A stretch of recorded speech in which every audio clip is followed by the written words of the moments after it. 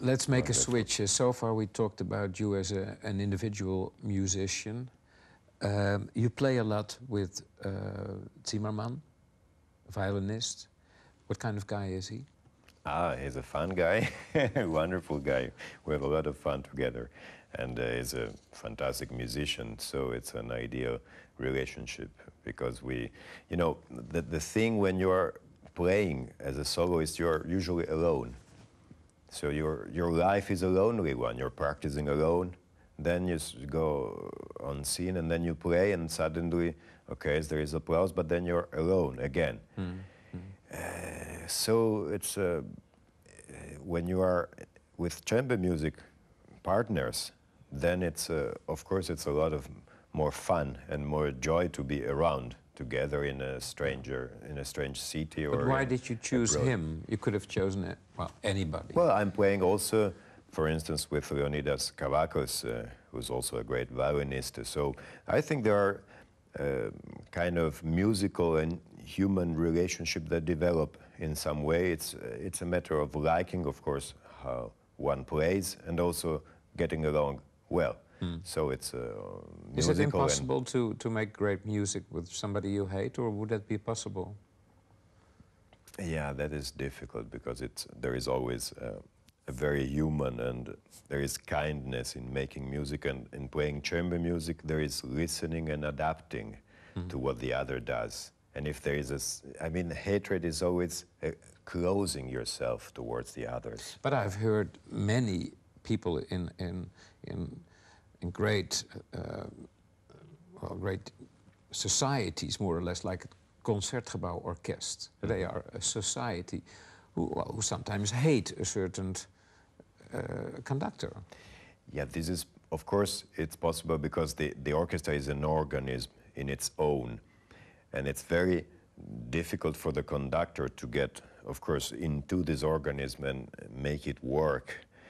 So this is different, I suppose, because also the conductor is kind of a boss, you know. Yeah. Even if nowadays it's not like in the old days where he was really the boss. Now it's more making music together with his, which is the right way of doing it. But, you know, for chamber music, usually if you work and play on long terms with other partners, then it's because you have a lot of pleasure and fun playing together. So, you know, it's something that you choose for, whereas an orchestra sometimes finds himself confronted to some conductor they don't like, so this happens. We have a DVD excerpt with you and violinist Zimmerman.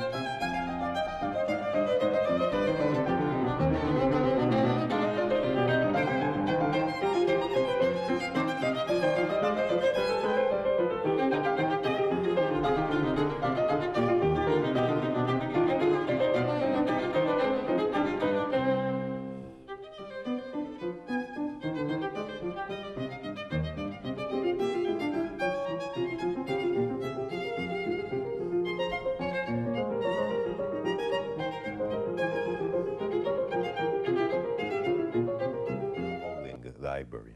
You said this is the? The Polling in Germany near München. It's a fantastic library where well, you can feel the culture, and playing this Bach there was really inspiring for both of us. It is a kind of Duke Ellington Bach, a jazzy Bach. It's a very, it's all against the beats, and it's very springing and jazzy, so, well, you know, it's very modern. Some people who work with you, even your manager, wonder why you do not do Bach too often on stage.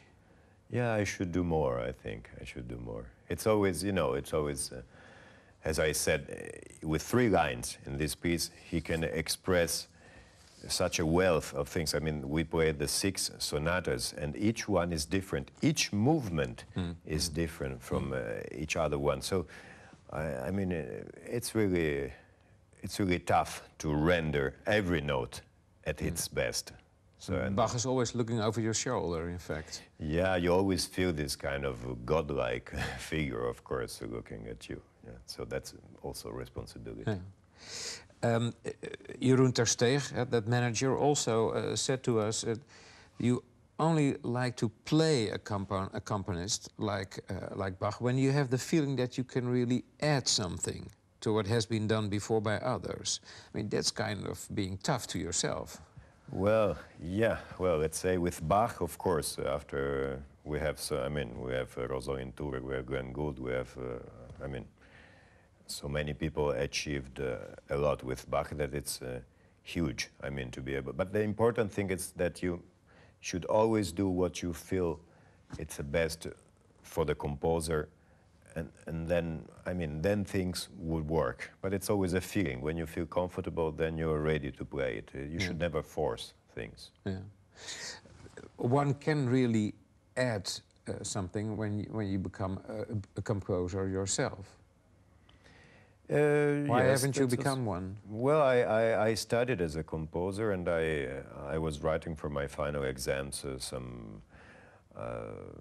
music, of course, but I find that it's so hard.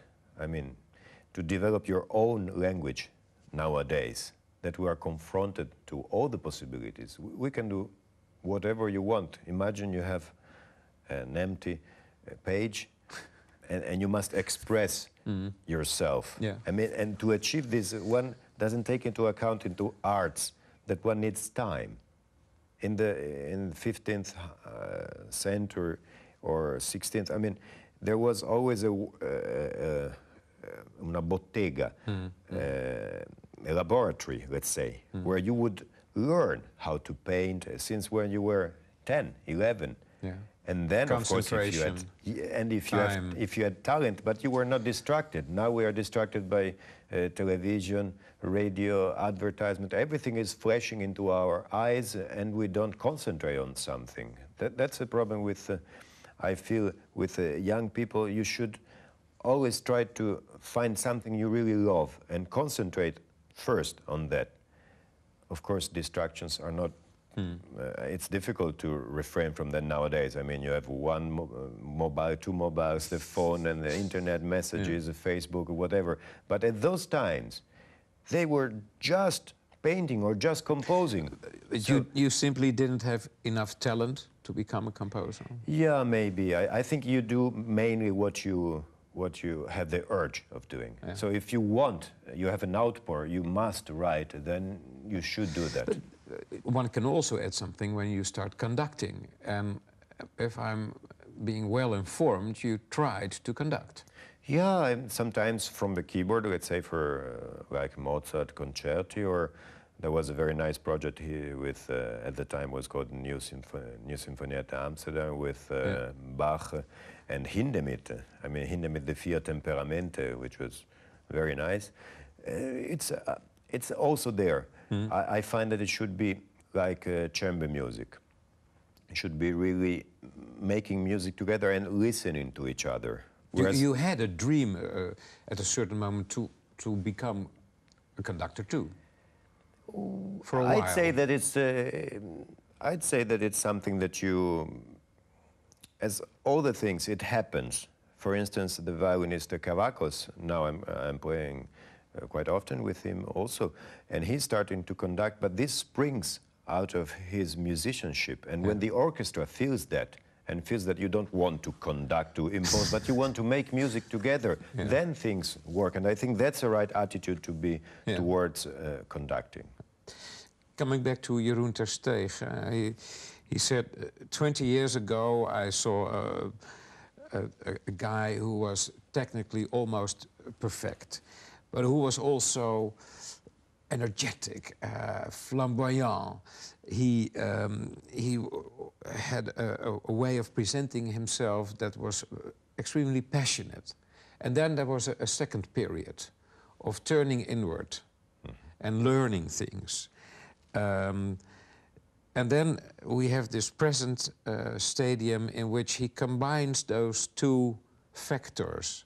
He can be joyous at the one time, very serious at the other moment, as if he is a player who has developed himself into somebody that can choose any moment from any position.